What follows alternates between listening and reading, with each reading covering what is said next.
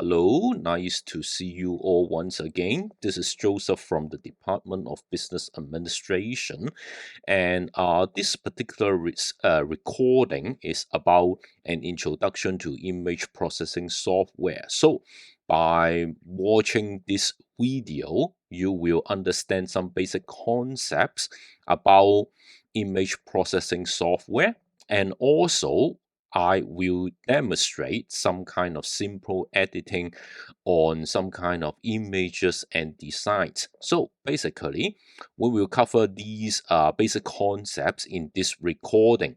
Now, I will first clarify some kind of fundamental concepts related to computer graphics and image processing software.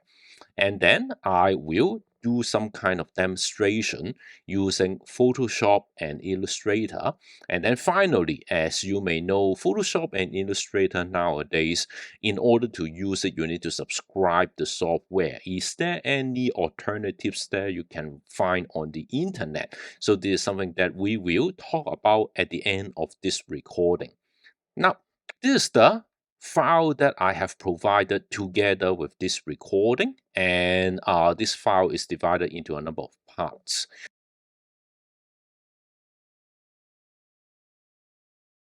Now, the first part I would like to talk about is some kind of basic concepts about image formats, color system. These are some kind of fundamental concepts that are related to image processing software.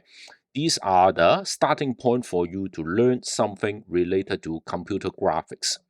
Now, the first of all, you need to understand there are two different major types of computer graphics. We call it the vector and Rexa. So what are these? The left-hand side that you can see is what we call a vector graphics. The right-hand side is what we call the Rexa graphics.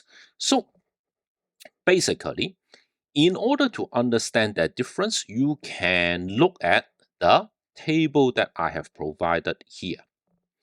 First of all, before choosing a particular file format or the corresponding software for you to handle these computer graphics, you need to understand your need.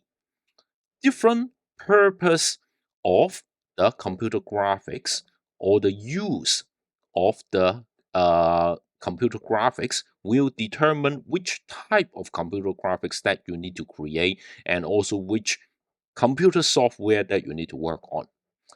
If you are talking about printouts, you are very likely need to work with Illustrator.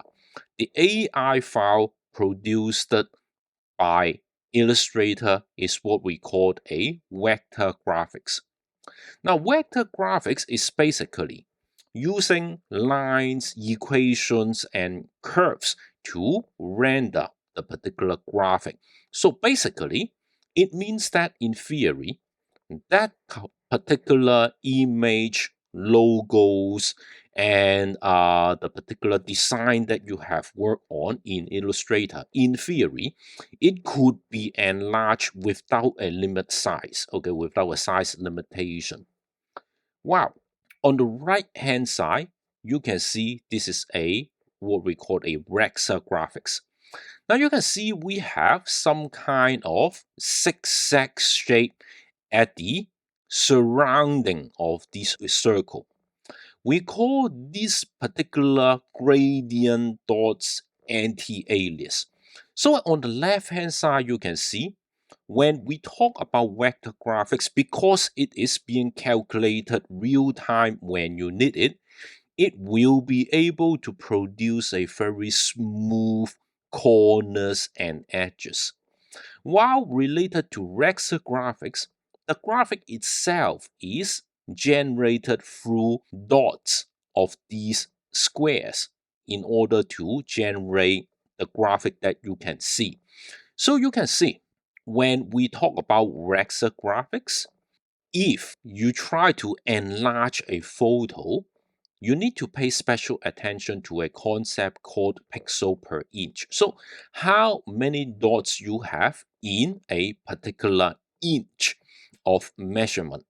So in case you have a very low resolution file, if you try to enlarge it, you will see these square dots will become very large and become visible, and it is not aesthetically pleasing when you are using an image software to handle your design works. Now, on the left hand side, when should we use vector graphic? When should we use Raster graphic?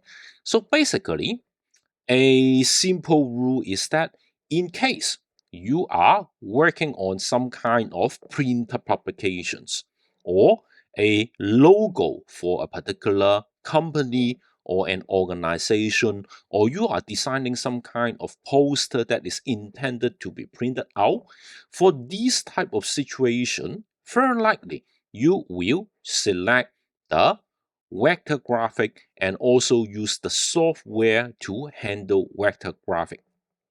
In case what you are working on is like a digital photo, a photo that is taken on your cell phone, very likely that particular photo is stored using one of the vector graphic formats.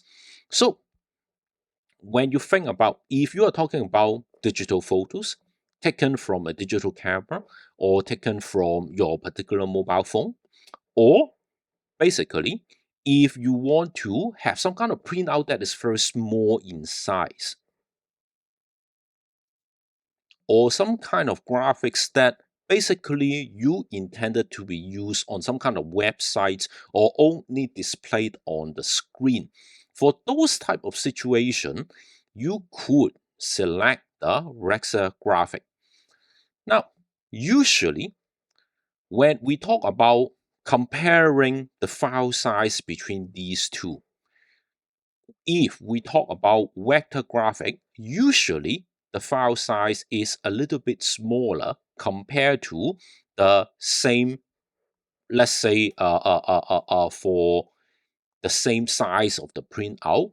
Usually the file size for Raster graphic will be larger than vector graphic.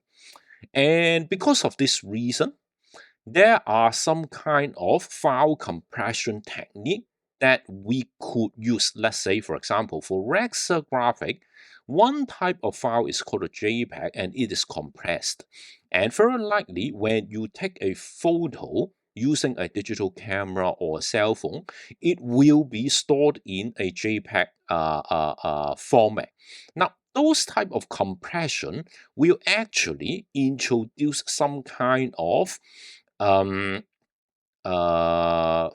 space saving. Okay, actually it will help you to save some kind of file space, but actually it will damage some kind of details if the compression ratio is too high. Now sometimes this type of compression format, we call it the loosey file or loosey format, because the compression will actually make some kind of, will introduce some kind of signal loss to the particular details. Depending on your particular use case, the intention for you to produce that particular graphic, you will select the corresponding software to create and edit those type of files. If you are working on some kind of poster, you are working on some kind of printouts or some kind of logos that you intended to enlarge into a very big size, then very likely you will need to use Illustrator, which is the default software for you to handle vector graphics. Now, in case you are doing some kind of photo editing, in case the file that you are working on is the Raster graphic, you would like to make some changes to a particular photo that is intended to be displayed on screen rather than printed it out in a very large format. Then for those situations, you could choose to work with Photoshop. So the first fundamental related to computer graphics is to differentiate your particular need, whether you would like to use the vector graphic for printout purpose, or in case you would like to use raster graphic for screen or for some kind of digital photo applications. So this is the first concept that I would like to talk about in this recording.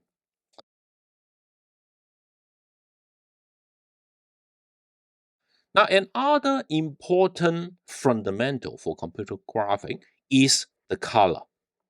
Now, when we talk about computer graphics, usually we will talk about these two color system. And once again, depend on your particular application.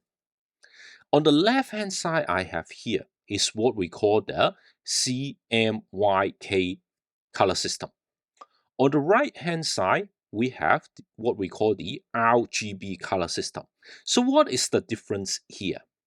Now, on the left hand side CMYK, this is mainly used for output and printing. So this CMYK consists of 4 different colors of ink, and when you try to mix these 4 colors of ink, it will produce many different colors. Now, on the right hand side we have is what we call the RGB color system.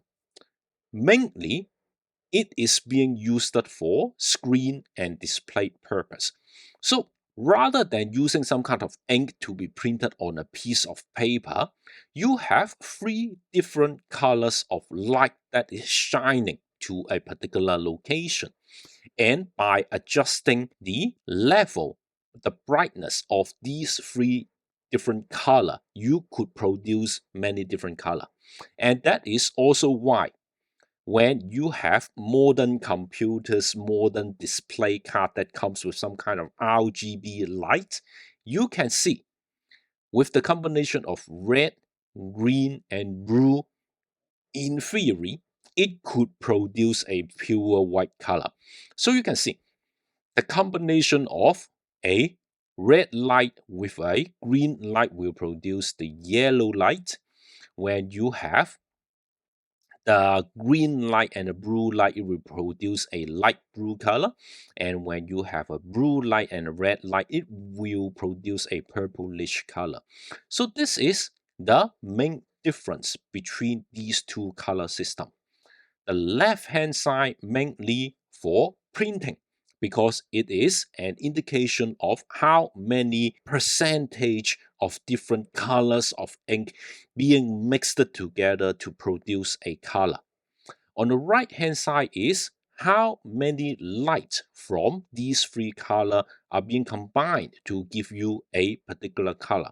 So you can see on the left hand side, when we talk about CMYK, this is usually being used for print-out purpose. In case you are designing a poster, in case you are designing a logo that is intended to be printed out, or in case you are designing some kind of printed publication, then very likely what you need to use is the CMYK color system. In case you are only talking about I am intended to have the photo displayed on screen only, then no worries, you can pick the RGB color, which is the default color system for on-screen display.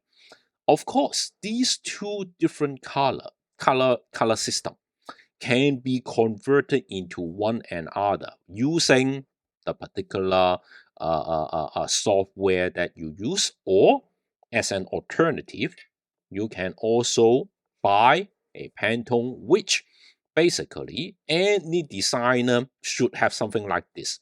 It will give you the corresponding color and corresponding color code for each color, how many RGB, how many CMYK, in order to reproduce that particular color in the Pantone system. Okay, so I have told you, in case you would like to design something that is intended to be printed out, you will use Illustrator. So you can see on the left-hand side CMYK color system is the default color system for Illustrator, the software for you to design some kind of graphics that is intended to be printed out. On the right-hand side, the RGB color is the default color system of Photoshop. Usually, when we talk about photos that is taken from a digital camera, it will use RGB color to represent the color. So in case you talk about the file format, if you talk about the AI file, which is the file produced by Illustrator, very likely you are using the CMYK color system. If you are talking about JPEG, PNG, and bitmap, these type of Raster file format, then very likely you are using the RGB color system.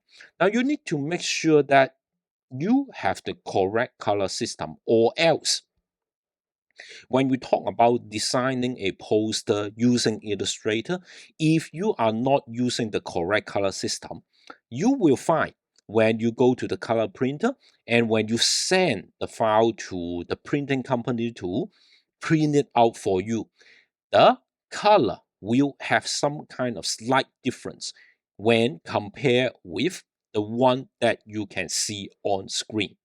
So this is the second concept related to an introduction to image processing software, the color system that you need to use.